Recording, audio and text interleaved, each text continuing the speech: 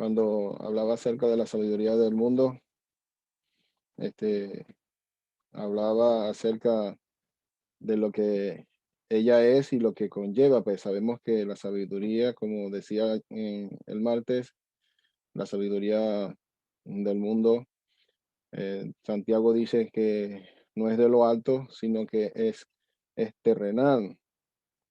eh, es, eh, mm, dice allí Santiago que, que es diabólica, dice Santiago.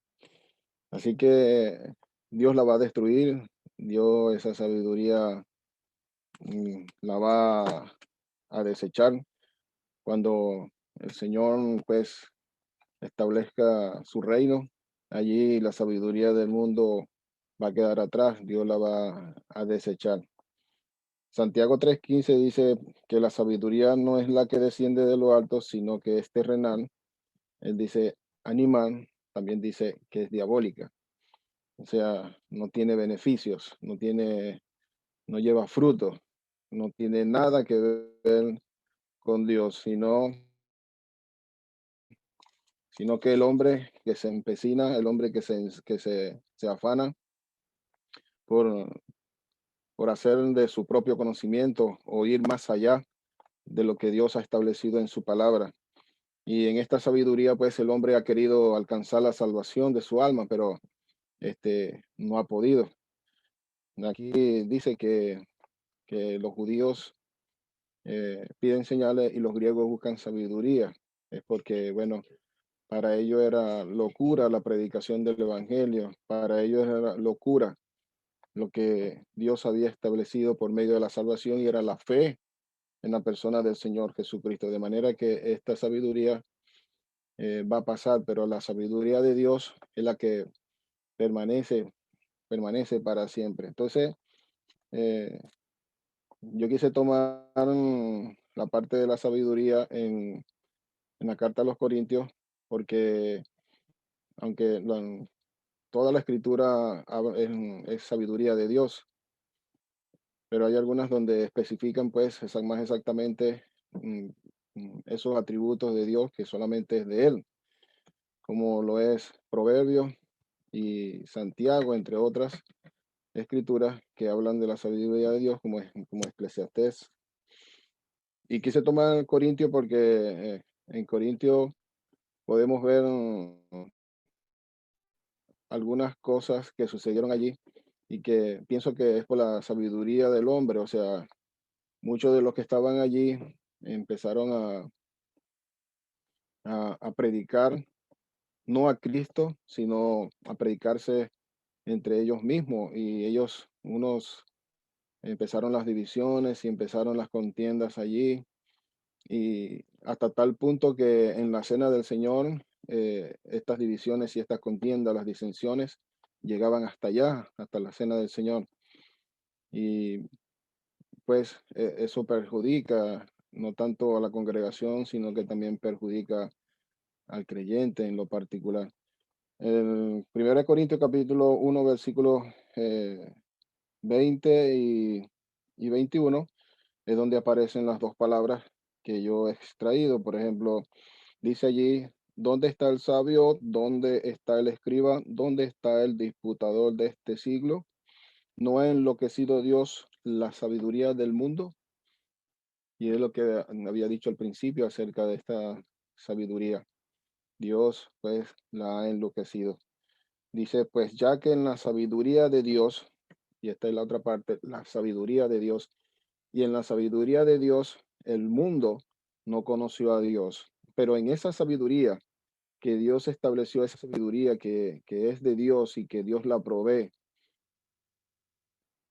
en esa sabiduría Él a nosotros nos ha salvado. Y dice allí que es por la predicación del Evangelio, por la locura del Evangelio, dice allí el apóstol Pablo.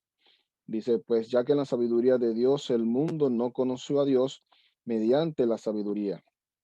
Dice pues Pablo, agradó a Dios salvar a los creyentes por la locura de la predicación. Y un sabio, una persona que es entendida en la filosofía, le cuesta esas personas que nosotros a veces oímos por ahí que son científicos que estudian la naturaleza, que estudian cómo el mundo se creó. Son personas que usted la oye y la verdad que están enloquecidos, están perdidos. ¿Dónde está el sabio? Dice aquí el apóstol Pablo. Y tratan pues de inventar cualquier cosa.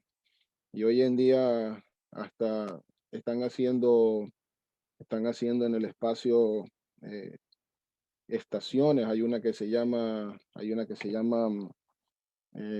Tierra, no recuerdo el nombre, pero piensan ir allá para escapar de lo que viene al mundo. Esos son los sabios que están tratando pues con su propio pensamiento. Pero para Dios, ese pensamiento, lo que es de los sabios, para Dios eso es insensatez, es vacío, es sin sentido, no tiene ningún fundamento. Pero, hermano, la sabiduría de Dios, dice aquí el apóstol Pablo, que es el mismo, la persona del Señor Jesucristo. Él nos ha mostrado su sabiduría por medio de la persona del Señor Jesucristo.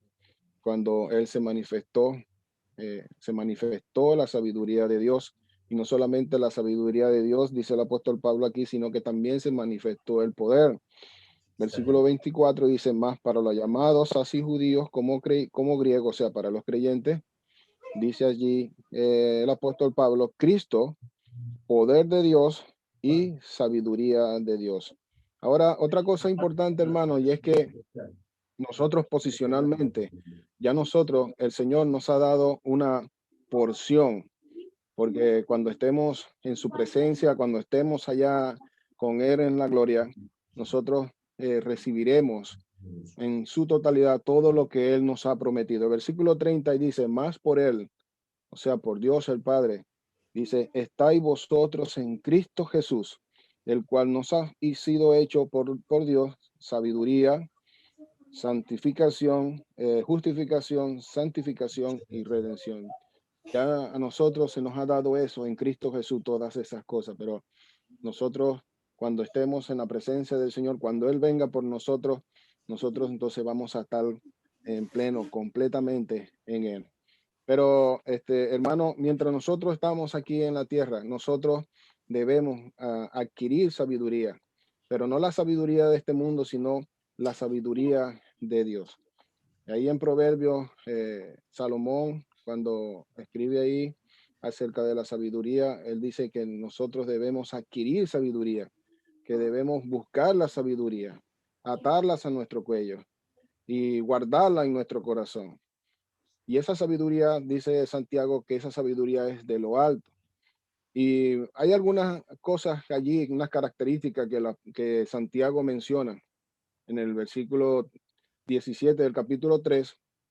Él dice allí, pero la sabiduría que proviene del cielo, o sea, la sabiduría de Dios, la sabiduría de lo alto, dice allí, primeramente, dice Santiago allí que es pura, o sea que no tiene, es libre, que está exento de toda mezcla, de toda otra cosa, o sea, es pura, como lo es la palabra de Dios, ahí en Proverbios capítulo 30, versículo 5, donde dice que toda la palabra de Dios es limpia, de manera que esa sabiduría de Dios es limpia, es pura y no tiene aderezos.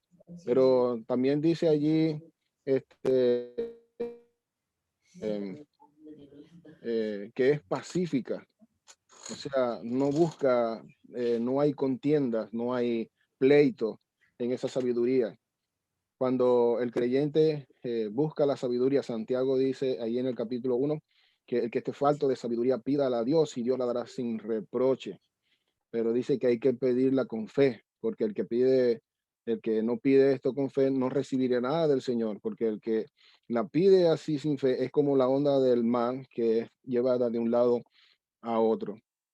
Pero esta sabiduría que dice Santiago, que es de lo alto, él dice que es pura, después pacífica, es amable, es benigna, llena de misericordia, de buenos frutos, sin incertidumbre ni hipocresía. O sea, hermano, que la sabiduría de Dios es perfecta. Lo contrario, la sabiduría del mundo, dice Santiago, que tiene todas estas, hay celos, en el capítulo 3 versículo 16 dice que hay celos, que hay contención, dice, y ahí hay perturbación y toda obra perversa.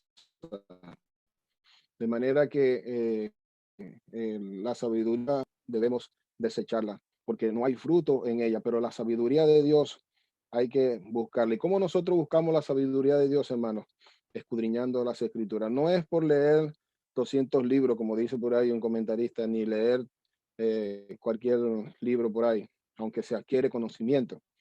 Pero el verdadero conocimiento, la verdadera sabiduría que es de lo alto, que es de Dios, se recibe pues y se obtiene por medio de la palabra de Dios, porque allí conocemos sus pensamientos. Pablo dice aquí a los mismos Corintios en el capítulo 2, ahí en el último versículo 16, dice que nosotros tenemos la mente de Cristo, de manera que, ¿por qué tenemos la mente de Cristo? Porque no hemos recibido el espíritu del mundo, que tiene que ver con la sabiduría humana, con la sabiduría del hombre, con las vanas palabrerías, con la sabiduría del mundo, como dije. Él dice allí que más nosotros tenemos la mente de Cristo. En el versículo 12 del capítulo 2 dice, y nosotros no hemos recibido el espíritu del mundo, sino el espíritu que proviene de Dios para que sepamos lo que Dios nos ha concedido. Y dice, la cual también hablamos, no con palabras enseñadas por sabiduría humana, sino con las que enseña el espíritu, acomodando lo espiritual a lo espiritual. De manera que cuando nosotros recibimos el Espíritu Santo, ahí viene, hermano, el paquete completo, hablando con reverencia. Viene la sabiduría y viene ese fruto del Espíritu que nos dice el apóstol Pablo ahí en Gálatas, capítulo 5 versículo 21 en adelante, donde el fruto del Espíritu es amor, fe, mansedumbre, templanza. Y dice que contra tales cosas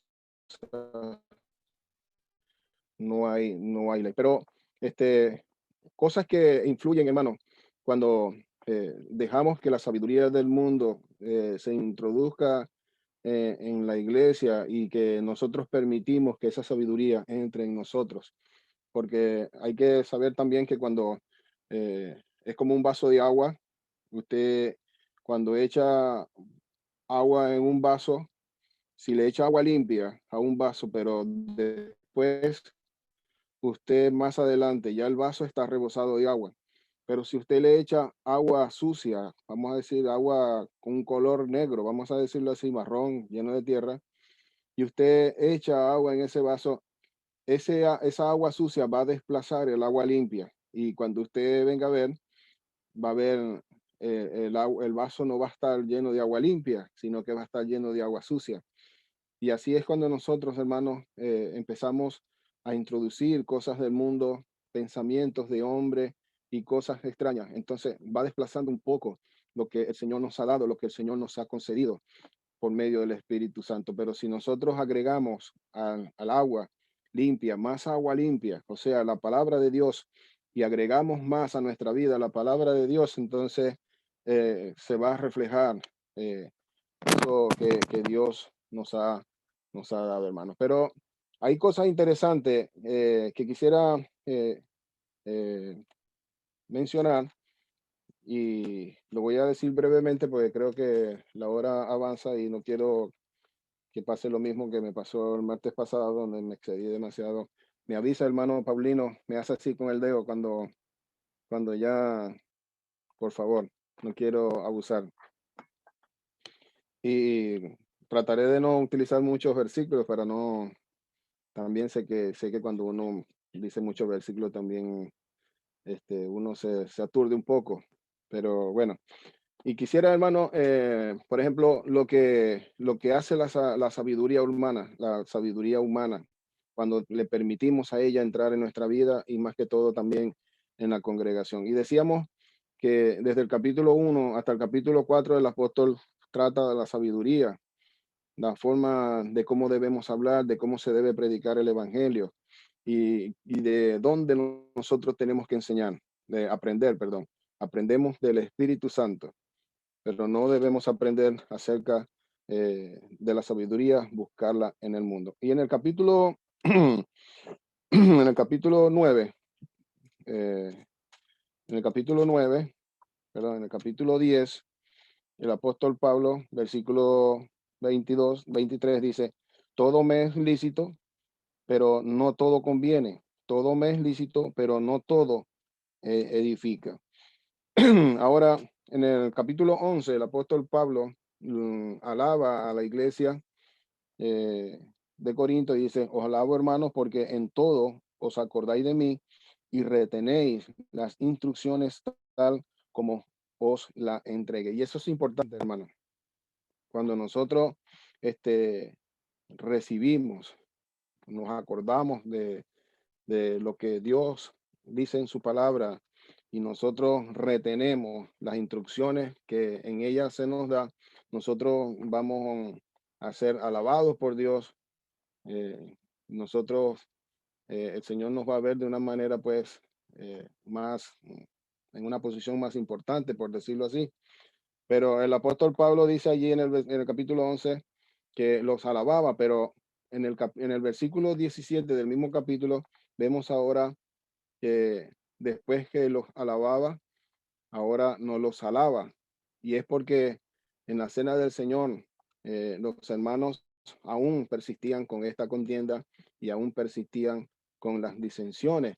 Y Pablo dice allí que las disensiones son necesarias porque por medio de esas disensiones se demuestra pues quiénes son los que son aprobados. Dice allí el apóstol Pablo, dice versículo 19, porque es preciso que entre vosotros haya disensiones para que se haga manifiesto entre vosotros lo que son aprobados. Pero el versículo 17 dice allí, pero al anunciarlo esto que sigue, no os alabo porque no os congregáis para lo mejor, sino para lo peor. Pues en primer lugar, cuando os reuní como iglesia, oigo que hay entre vosotros divisiones y en parte lo creo. Y nosotros vemos que en el capítulo 1, en el versículo 10 en adelante, el apóstol Pablo trata el tema de las divisiones. En el capítulo 3 también trata el tema de las divisiones, porque pensaban que uno era más, Pablo era mejor, o Apolo era mejor, o Pedro. Entonces, y otros que no creían en más nadie, sino que eran solamente en el Señor. Entonces, no prestaban atención a lo que los apóstoles o los demás hermanos decían. Pero había algo en la cena del Señor, hermano, y era que primero se adelantaban a comer. Ellos iban a la cena del Señor, algunos iban a la cena del Señor. El domingo, pues, nosotros celebramos la cena del Señor. Eh, por ahí creo que en Bolivia creo que ya están participando en la cena del Señor ya los domingos. Sí, hermano.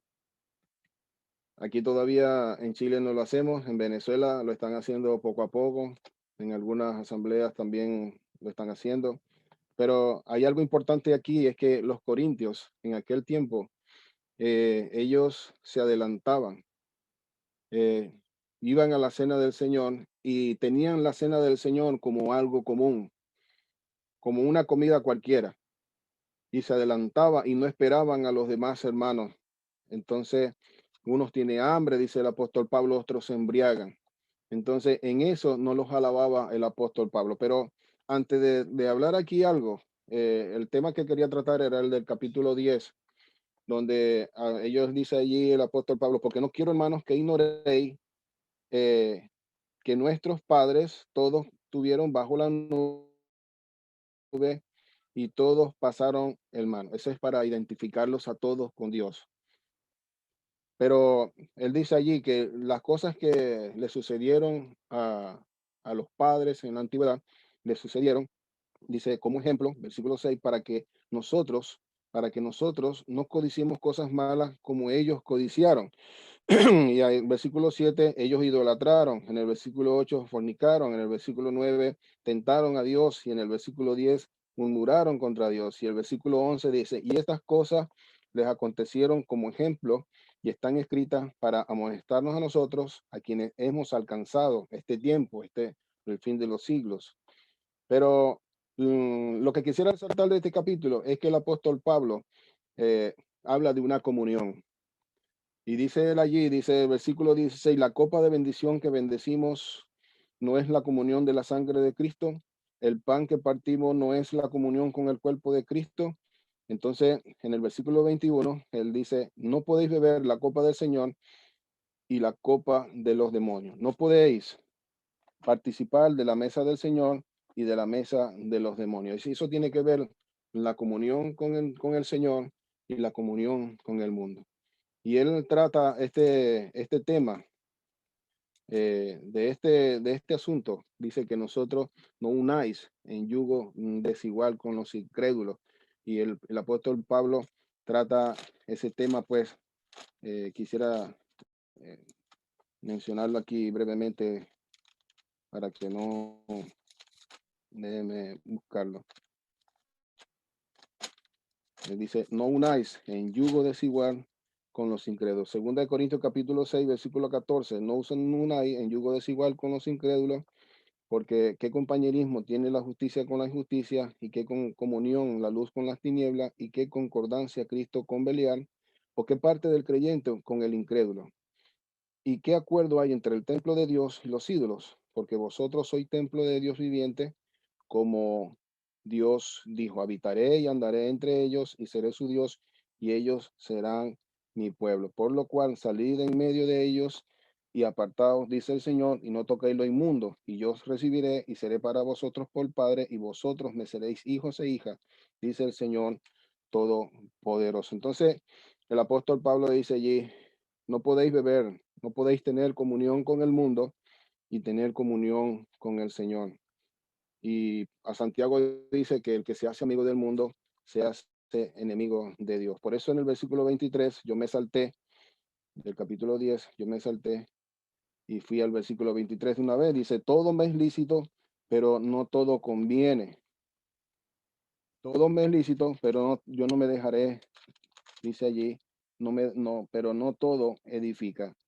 Ahora, en el capítulo 11, hablando de la cena del Señor, dice el versículo 20, cuando pues os reunís vosotros, esto no es comer la cena del Señor, porque al comer cada uno se adelanta a tomar su propia cena, y uno tiene hambre y otro se embriaga, pues que no tenéis casa en que comáis y bebáis, o menospreciáis la iglesia de Dios y avergonzáis a los que no tienen nada. ¿Qué os diré? Os alabaré, en esto no os alabo. Había ese problema, hermano, donde llegaron hasta el punto de que llegaban a la cena del Señor y habían divisiones en la cena del Señor, habían pleitos.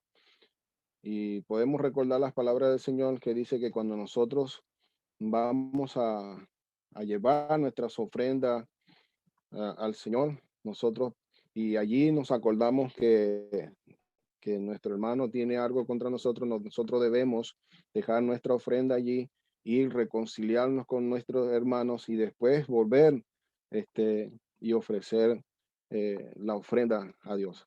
Y ellos pues tenían esto, cometían este delito, este abuso, esta falta, y había pecado entre ellos. Entonces el apóstol Pablo dice, no los alabo, y él no los alaba. Entonces el versículo 23, adelante, él empieza a mostrarle allí cómo se debe hacer, cómo se hace la cena del Señor, cómo se debe participar. Y tiene que haber un orden en la iglesia a la hora de participar la cena del Señor. En todas las iglesias se han establecido horarios, así como el Señor lo estableció cuando dice la Escritura que llegó la hora en que Él se sentó con sus discípulos a comer la Pascua. Y tiene que haber una hora específica. Hay hermanos que a veces llegan tarde a la cena del Señor, y, y a veces ya pues cuando el pan está puesto en la mesa y ya se tapa o ya se va a servir la copa, hay hermanos que llegan, bueno, lamentablemente el hermano no puede participar porque ya se está sirviendo la copa.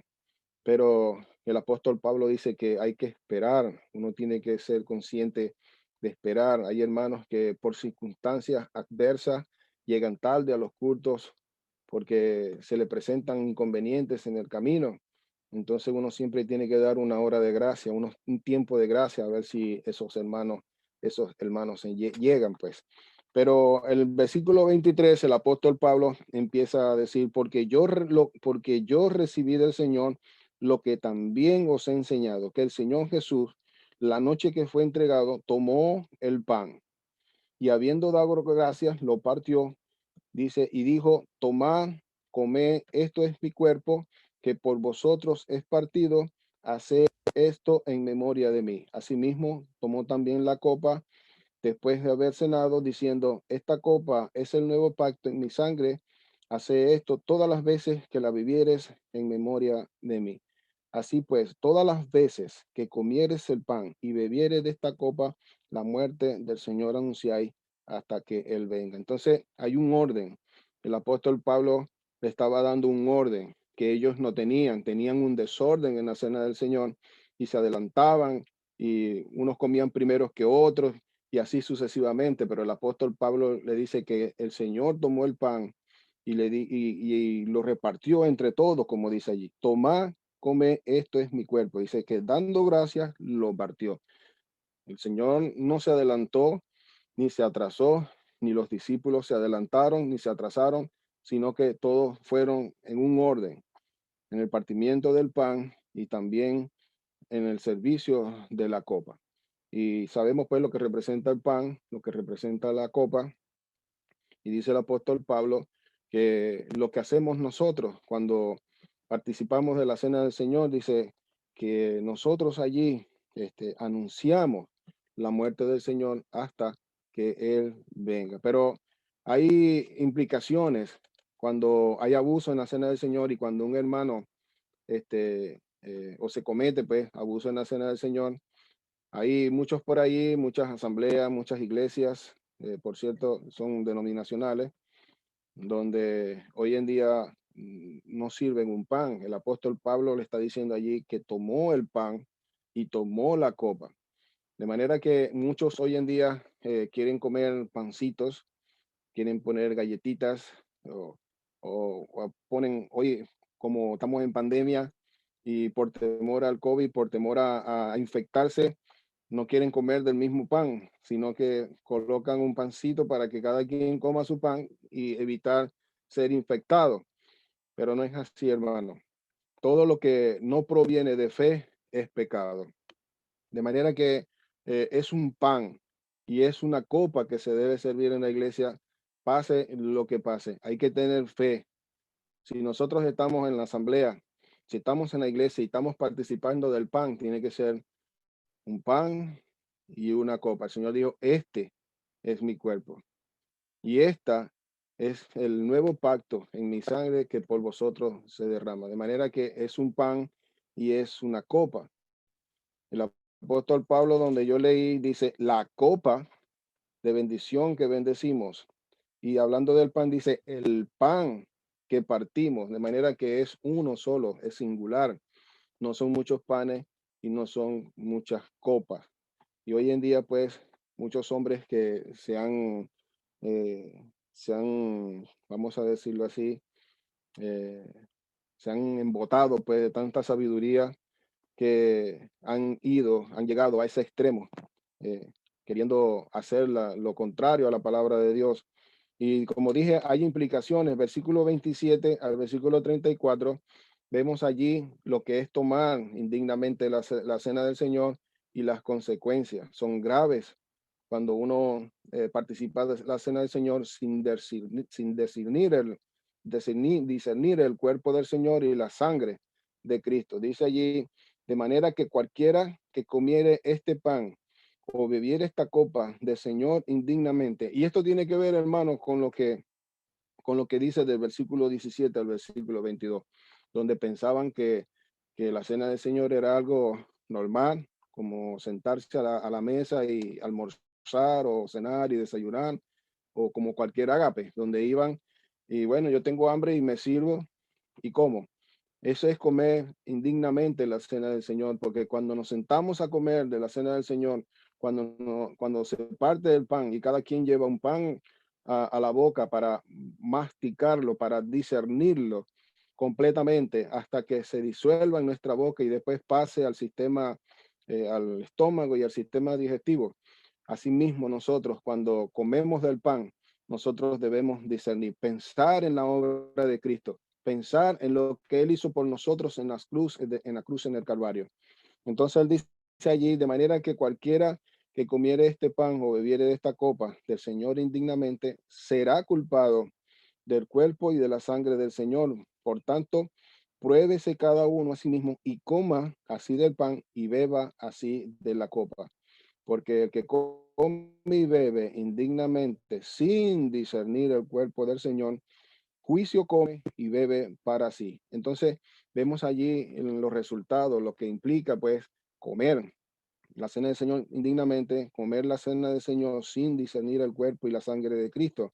Versículo 30, por lo cual hay muchos enfermos y debilitados entre vosotros y muchos duermen. Esta palabra dormir aquí tiene que ver con muertos, con que han partido para estar con el Señor y por alguna causa, pues el Señor los ha sacado de este plano terrenal. Dice, hay enfermos, hay debilitados entre vosotros y muchos duermen. Versículo 31, si pues nos examinásemos a nosotros mismos, no seríamos juzgados. Entonces, había este problema en la iglesia. Ahora, hermano, cuando el apóstol Pablo dice en el capítulo 10 que estas cosas se escribieron, hablando de la antigüedad, se escribieron para nosotros, para que nosotros no hiciésemos lo mismo. Asimismo, hermano, están escritas estas cosas que el apóstol Pablo escribió. Estas cosas que ellos estaban haciendo allí en la cena del Señor, cómo participaban de la copa, de cómo tenían comunión con el Señor y tenían comunión con el mundo y comían la cena del Señor de esta manera, que se adelantaban. Hermano, esto está escrito para nosotros, para que nosotros no hagamos lo mismo, para que nosotros lo hagamos de la manera como lo hizo el Señor cuando Él se reunió con sus discípulos allí en el aposento alto. Y también como el apóstol Pablo aquí, como dice él, porque yo recibí del Señor lo que también os he enseñado. De manera, hermano, que esto está escrito para nosotros, para que nosotros no hagamos lo mismo, hermano, para que cuando nosotros nos sentemos a la mesa, para que cuando estemos allí alrededor de la mesa, donde está el pan y donde está la copa, nosotros podamos, hermano, comer de ese pan, tener comunión con el cuerpo de Cristo, tener comunión con la sangre de Cristo, tener comunión entre los hermanos y discernir el cuerpo y la sangre de Cristo. Y que eso sea pues para honra y gloria del Señor. Y esto tiene que ver, hermano, con la sabiduría. Como dije al principio, eh, a veces pues cuando empezamos a pensar en otras cosas, el apóstol Pablo dice que estas cosas las escribió para que no pensaran más de lo que está escrito, de manera que pensar más de lo que está escrito nos puede llevar a nosotros a cometer errores en lo personal y también errores doctrinales, errores prácticos, errores en la iglesia. Así que, hermanos, que el Señor nos ayude y que, como dice aquí el apóstol Pablo, en vez de tener este mal que trae pues comer indignamente la cena del Señor, nosotros podamos hacer lo que el apóstol Pablo dice allí. Dice que nosotros anunciamos la muerte del Señor hasta que Él venga. Que el Señor nos ayude, hermano, y que Él bendiga su palabra.